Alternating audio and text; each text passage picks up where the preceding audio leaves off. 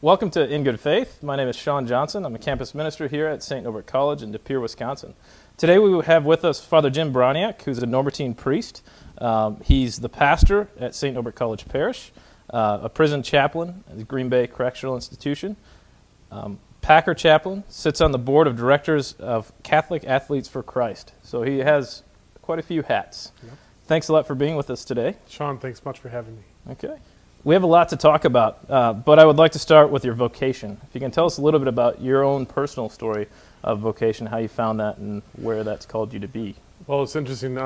Many of your viewers, Shaun, know Father Jim Nielsen, and he has said any number of times over that instead of, like most young children's first words would be dada or mama or something like that, that he says straight out of the womb, I said, the Lord be with you, because he thought that I was always wanted to be a priest. And for the most part, that is true. And I think that's because of great priestly role models in the city where I grew up.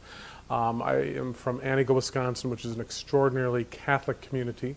3 parishes right in the downtown area and several outside of the city.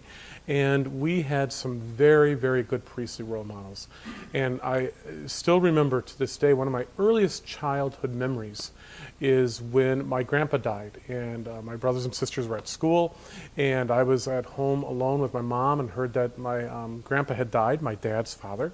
And as a young boy, I didn't know how final death was, really. I didn't understand or couldn't grasp the notion of death to that great of a degree, especially consider this is the first death in my family's life. And I remember we were getting a new pastor at our parish, and he literally came to my family home, which is only a block away from St. Mary's in Antigo, with a U-Haul van. That before he unpacked the U-Haul and moved in to take on his pastorate, which should last there for the next 26 years, he came to visit my family because he knew that his first Mass in this parish would be my grandpa's funeral. And I still remember looking at Father Stencil, and I noticed that he was dressed differently than anyone had ever seen before. You know, most people in my life at that point were dressed like this, and all of a sudden he comes in this black suit on this white box underneath his chin. And I was just mesmerized by that because I thought, what does that mean? I remember staring at his neck and kind of a little hypnosis in a sense. But what I realized about Father Stencil is this complete stranger comes into our family life, and he was such a great man, brought a sense of peace and comfort to our family. And as I said earlier, he would be there for the next 26 years. He literally vested me as a priest at my ordination in 1993.